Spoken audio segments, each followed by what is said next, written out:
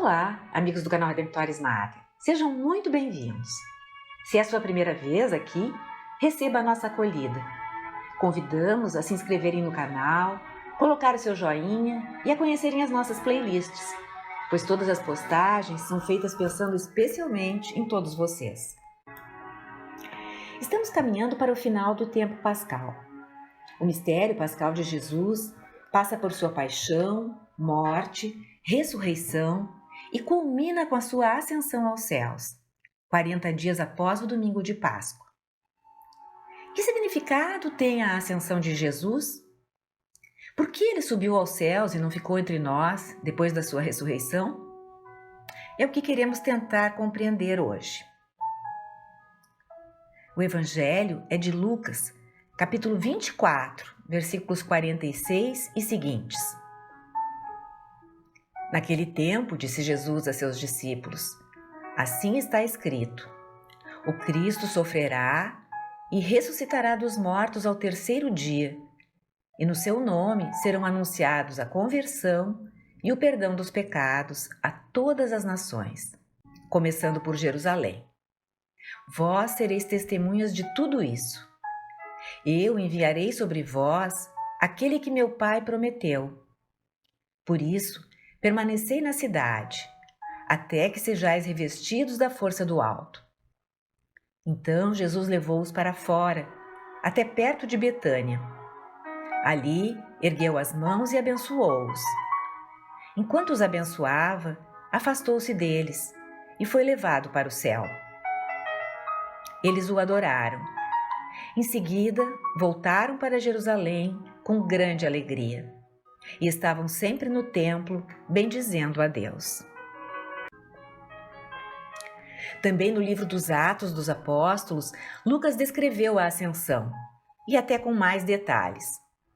Revela que Jesus deu muitas instruções aos apóstolos que escolhera e a quem se mostrara vivo depois da paixão durante 40 dias, falando-lhes do reino de Deus. Mandou-os esperar em Jerusalém o batismo no Espírito Santo. Perguntaram-lhe se iria restaurar, naquele momento, o reino de Israel.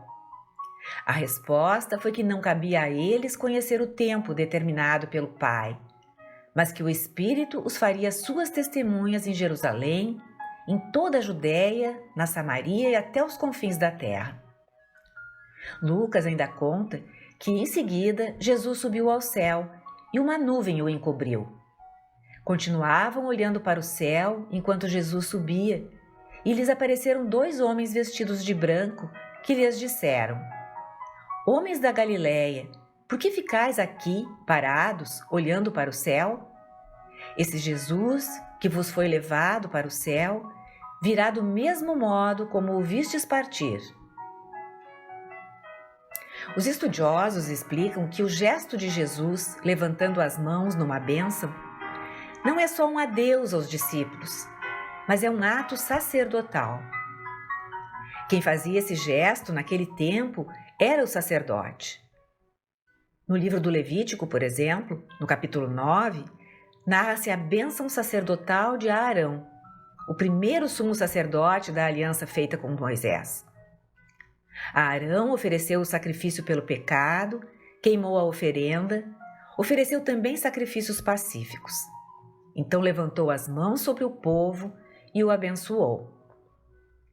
Jesus se oferecera em sacrifício na sexta-feira da paixão e impôs as suas mãos sobre os apóstolos. Porém, em vez de vir do altar para o povo, Jesus vai para o céu, para o santuário, o templo celeste.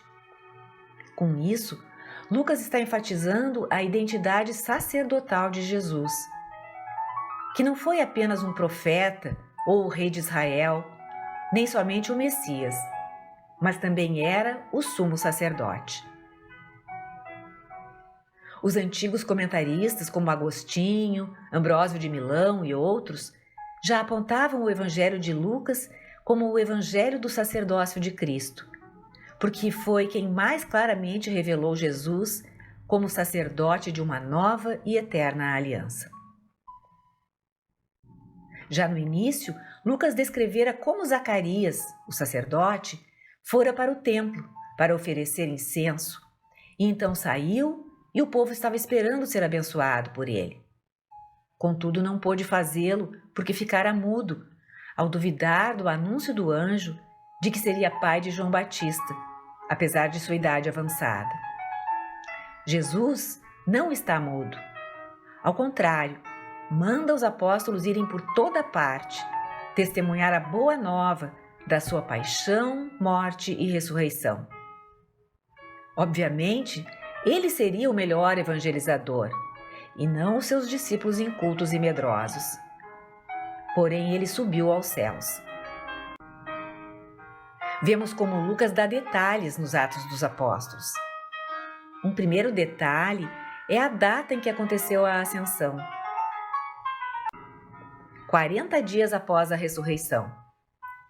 Para o judeu daquela época, familiarizado com o Antigo Testamento, o número 40 tinha um significado especial.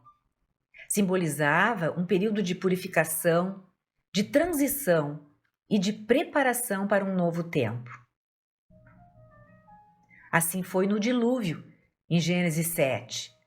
Naqueles 40 dias na Arca de Noé, o mundo foi purificado do pecado e Deus o renovou. O êxodo do Egito durou 40 anos, como conta o livro do Êxodo, capítulo 34. Período no qual Israel foi purificado de seus pecados de idolatria cometidos no cativeiro egípcio, para receber a herança preparada por Deus, a terra prometida. Moisés ficou 40 dias e 40 noites no Monte Sinai, purificando-se e preparando-se para estar na presença de Deus e receber as tábuas dos mandamentos. Passando ao Novo Testamento, Jesus ficou 40 dias e 40 noites no deserto, fazendo jejum pelos pecados da humanidade e preparando-se para o seu ministério público. Agora, os apóstolos é que estavam sendo preparados nesse período de 40 dias após a Páscoa. Jesus continua a purificá-los, a abrir-lhes o entendimento sobre o reino que eles iriam proclamar. E que eles ainda viam em termos terrenos, tanto que perguntaram a Jesus se era então que iria instaurar-se o reino dos céus. Nesse tempo, eles também se prepararam para fazer a transição entre a presença normal de Jesus no seu corpo e o tempo do Espírito com eles. Espírito que iria impulsioná-los a dar testemunho de tudo o que tinham visto e ouvido. Preparavam-se, portanto, também para receber o Espírito Santo. Um segundo detalhe Lucas nos dá quando diz que Jesus subiu aos céus numa nuvem. Outra realidade extremamente significativa para o judeu do primeiro século. No Antigo Testamento, é sempre Deus que vem sobre as nuvens, nas várias teofanias descritas nos livros sagrados. Teofania é um termo teológico, técnico, que significa aparição de Deus. Vemos teofanias, por exemplo, em Isaías 19, nos Salmos, em Daniel 7. O ancião dos dias, o filho do homem, descrito por Daniel, vem sobre as nuvens. Daniel revela que parece um homem por sua aparência, mas é divino, pois cavalga sobre as nuvens. A subida de Jesus aos céus por entre as nuvens revela a sua divindade. A ascensão não significa que Jesus como que subiu para a estratosfera. A palavra céus, no judaísmo e nas escrituras, podia ter significados diferentes. Tanto o céu natural, para o qual os apóstolos estavam olhando, como a realidade invisível da habitação de Deus. O céu visível era como que um sacramento, um símbolo para o reino dos céus. A ascensão de Jesus é a manifestação visível que revela que ele agora entra no reino do Pai. Deus já realizou o seu plano de salvação em Cristo Jesus. Não é algo que vai acontecer, talvez no fim dos tempos, e que estamos esperando, mas algo que já aconteceu. A vitória já ocorreu, quando Jesus ressurgiu dos mortos, venceu o pecado e a morte. e subiu aos céus, de onde enviará o Espírito Santo sobre os discípulos todos. Um terceiro detalhe é a declaração de que Jesus entra no seu reino para reinar sobre todos e sobre toda a terra, como o rei messiânico descendente de Davi, mas também o Filho divino do Pai. Já vimos que os apóstolos ainda esperavam que Jesus fosse para Jerusalém e sentasse no trono de ouro de Davi em algum palácio e no templo de Jerusalém. Mas Jesus veio inaugurar outro tipo de reino, e isso também é manifestado por sua ascensão. Ele vai se sentar no seu trono, não na terra, e sim nos céus, como o Rei do Universo. Conforme esclarece a carta aos Hebreus, Jesus entrou num santuário não feito por mãos humanas. Ele não apenas volta para o Pai e se senta em seu trono, também entra no templo celeste para oferecer o sacrifício de si próprio ao Pai por toda a eternidade. A identidade sacerdotal de Jesus e a sua ascensão estão estreitamente ligadas. A ascensão é realmente o ponto final do mistério pascal. Quando pensamos no sacrifício de Jesus, normalmente nos reportamos ao Calvário, onde ele derramou seu sangue, deu sua vida na cruz. E este foi o supremo sacrifício, que ele já antecipara na véspera, na última ceia, sob as aparências do pão e do vinho. Contudo, é comum esquecermos que o sacrifício do Calvário se prolonga pela ascensão de Jesus.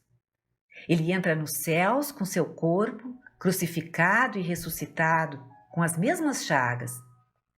Entra com seu corpo humano glorificado e introduz a natureza humana no santuário celeste. Ali, oferece o seu sacrifício ao Pai, não mais no tempo, na terra, mas na eternidade dos céus. Jesus já cumprira a Páscoa e o sacrifício do Cordeiro. Na ascensão, ele cumpre o dia da expiação, em que o sumo sacerdote, uma vez por ano, entrava no Santo dos Santos, no templo, para oferecer um sacrifício pelos seus pecados e os do povo. Fazia isso todos os anos. Jesus não precisa ir ao Santo dos Santos ano após ano. Ele fez isso uma vez por todas na sua ascensão. É ela que leva o evento histórico da paixão, morte e ressurreição para a eternidade, onde, como único e eterno sacerdote da eterna aliança, Jesus intercede permanentemente pela humanidade junto do Pai, com o qual a reconciliou. Aliás, ao subir na cruz, Jesus preanunciava sua subida aos céus e já estava começando. Jesus é o centro e o principal personagem da liturgia que honra o Pai nos céus, como sumo sacerdote. Mas o que isso significa exatamente? Eu penso que cada um de nós já se perguntou como o sacrifício do Calvário, de mais de 2000 anos atrás, se faz presente para nós no sacrifício da missa. A ascensão de Jesus responde a isso. Nela, Cristo tomou o seu sacrifício que aconteceu na história e o levou para a eternidade, que não é limitada pelo espaço ou pelo tempo. Por isso, o sacrifício de Jesus se faz presente em cada altar em que a Eucaristia é oferecida. Em cada Eucaristia, não há um novo sacrifício de Jesus.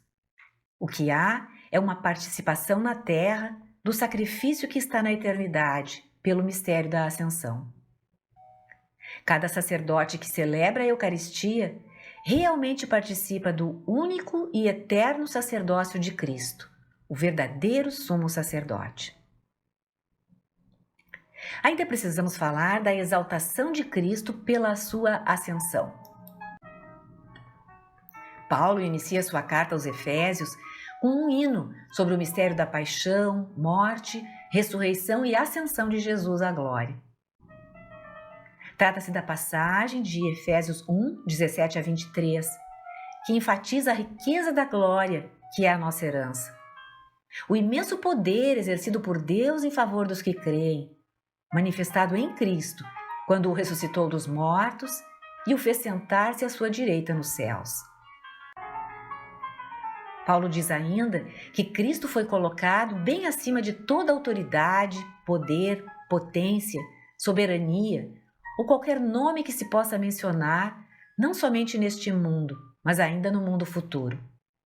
Deus pôs tudo sob os seus pés e fez dele, que está acima de tudo, a cabeça da igreja, que é o seu corpo. As palavras autoridade, poder, potência, soberania descrevem, no contexto do judaísmo, os poderes angélicos das diferentes categorias de anjos, aquilo que chamamos os coros dos anjos. Ao subir aos céus, a humanidade de Cristo foi exaltada sobre tudo e todos, inclusive sobre os anjos, que são seres criados, mas superiores aos seres humanos, porque são imortais, invisíveis, imateriais, espirituais. Quando o Filho de Deus assumiu a natureza humana, assumiu algo que era inferior aos anjos, sobre os quais estava como Verbo de Deus, como que virando a ordem da criação de cabeça para baixo. Paulo ainda diz que Jesus está acima de todo nome, não apenas neste mundo, mas ainda no mundo que há de vir. Tudo está a seus pés. É a realeza cósmica de Cristo. Um segundo elemento da exaltação de Cristo na ascensão, professamos quando rezamos o creio. Jesus está sentado à direita do Pai Todo-Poderoso. Ele não abandonou os seus discípulos, mas entrou na sua glória, para a qual ele quer levar todos os membros do seu corpo e plenificá-los de toda a bênção espiritual e de toda a graça. O que isso quer dizer? Santo Tomás de Aquino explica. A direita de Deus não é um órgão como a mão de Deus, pois Deus é espírito. É uma metáfora para explicar que, segundo a natureza humana, Jesus participa das bênçãos mais escolhidas do Pai e, segundo a natureza divina, é igual ao Pai. De fato, no mundo antigo, o filho do rei sentava à direita do rei junto ao trono, sinal de que participava plenamente da autoridade real do seu pai. Em conclusão, é nossa alegria que a igreja da qual somos os membros, e Cristo é a cabeça, participa do reinado de Cristo agora, desde a sua ascensão. Não estamos apenas esperando para participar do reino dos céus no fim dos tempos. Já estamos com Cristo na Jerusalém celeste, para a qual ele subiu. Como corpo de Cristo, a igreja está tanto neste mundo como de forma mística na glória. É o mistério que chamamos do já e do ainda não.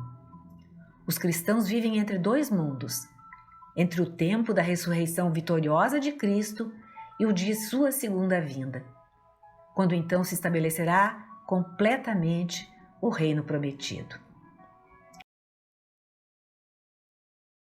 O Senhor esteja convosco, Ele está no meio de nós. Desça sobre você, sobre sua vida, sua família, dando muitas alegrias vindas do céu, que se manifestem também na sua vida, na vida terrena. Em nome do Pai, do Filho e do Espírito Santo. Amém. Obrigada por ter acompanhado esta postagem. Se você gostou, clique seu like, inscreva-se no canal e acione o sininho para ser notificado de novas publicações.